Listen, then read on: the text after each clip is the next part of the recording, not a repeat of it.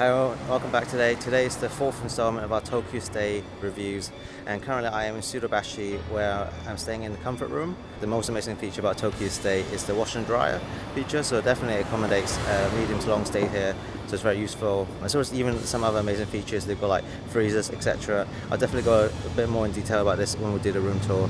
The most impressive thing about this location, it only averages about £90 per night, so it's definitely good value, and the location is really good. It's only about 2 stops away from Akihabara and only a few stops away from Ikebukuro on the metro line, so definitely very versatile around here.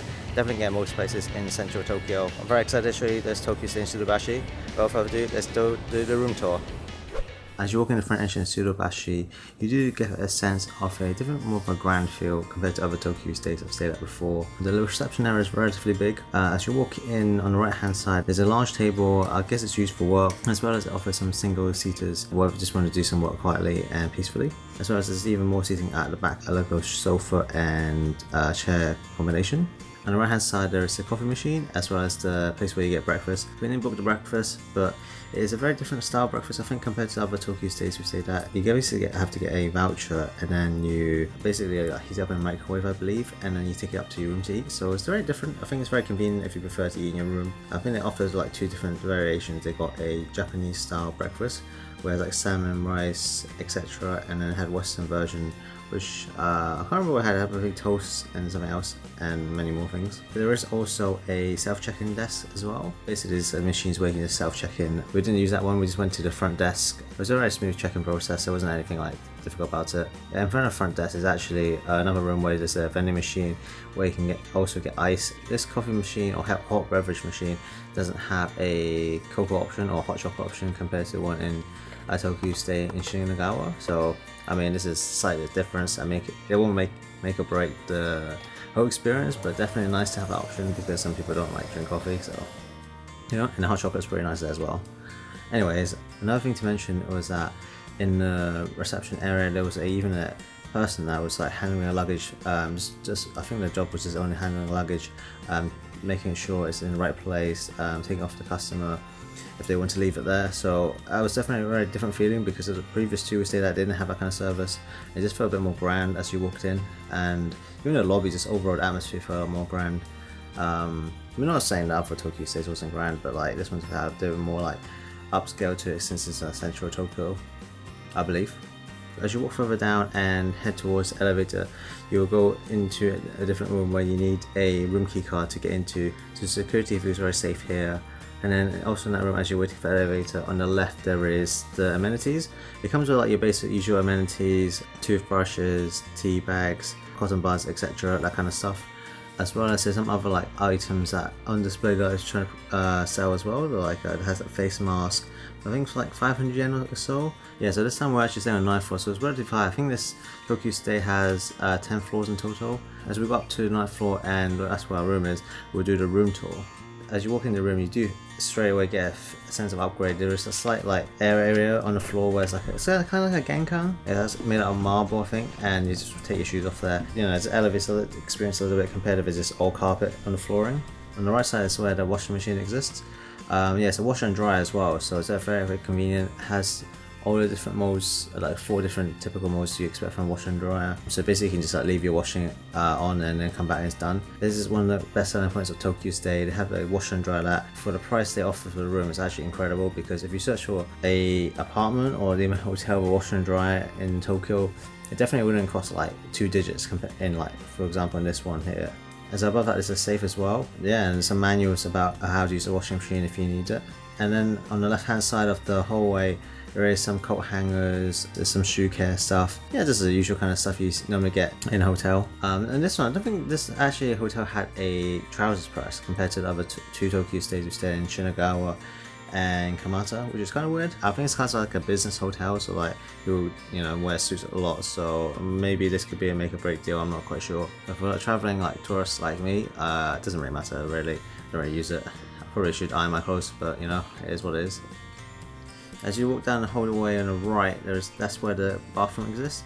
It's quite a typical standard like Japanese hotel bathroom. It had like a Japanese bathtub, and then it had like you know, usual amenities, and then had a bidet toilet as well, so quite standard. The one thing to note that this hotel didn't have the fancy hairdryer that we had in 2 previous Tokyu stays. I don't know what brand it's called, but like they have this like really fancy popular hairdryer. I think I keep seeing the advertisement on the train for it, so yeah, it was kind of like, it was okay, you know, it doesn't matter to me too much, I just dry my hair, whatever, but like, you know, the other one just sounded different, it felt different, but yeah, I don't know.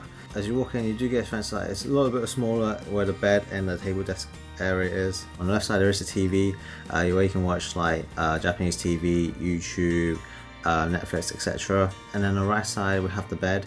This bed is relatively small compared to the other one, the same type of room in Shinagawa, or Takanawa is basically Casa something on the title. Yeah, it's relatively smaller, definitely like a lot, like not as comfortable as the one in Takanawa. I don't know why. I think there's still a single large double bed, which is like a queen size bed, I say somewhere. If you compare to the UK, I think the size is a bit different here. And then on the right side, it was like the desk area. It had quite a lot of outlets. Had a desk light, very nice desk. It had a chair and a stool as well. The stool was quite handy when you come back from a long day and you just want to put your feet up. So on the left of the desk is actually another standout feature of this room. It's actually had a freezer. Matter of fact, I didn't think we were actually get a freezer because the last 2 Tokyu stays we stayed at, or 3 rooms from Tokyu Stay, didn't have a freezer at all. So it was quite a big shock.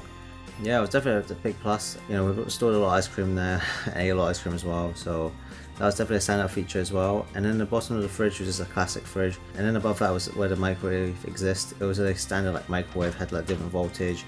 Just turn the timer.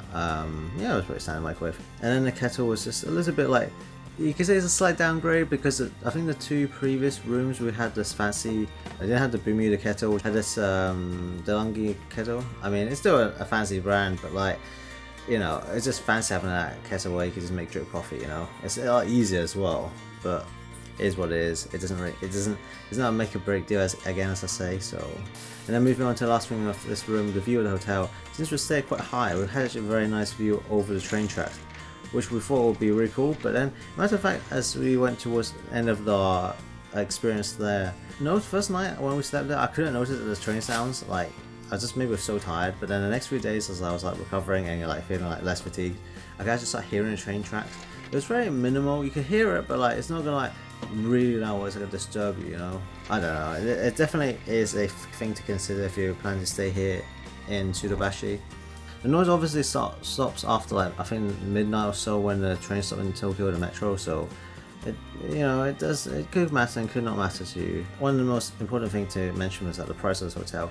We booked it up around, I think it's like £97 a night, which is, I think it's incredible value for a washer and dryer room. I think if you search most places in Tokyo, it's very hard to find that kind of thing with like updated room as well. The area around Suidobashi, it's quite an interesting area. It's a relatively quiet area, or a relatively busy area at the same time. It's really weird, it's hard to describe. Obviously in the morning to like middle of the day until like 5 o'clock, obviously it's quite busy because at the Tokyo Dome there's sometimes have like events on, or you know, people go to like where we went to Asobono, the adventure park, or even the shopping area around Tokyo Dome, so definitely a bit busier then. But I think after that kind of time, it does get relatively a lot quieter around the streets. It's a very nice walk around. They have lots of family marts, 7-Elevens, Lawson's, a lot of family marts actually. They had a lot more family marts than any other convenience store.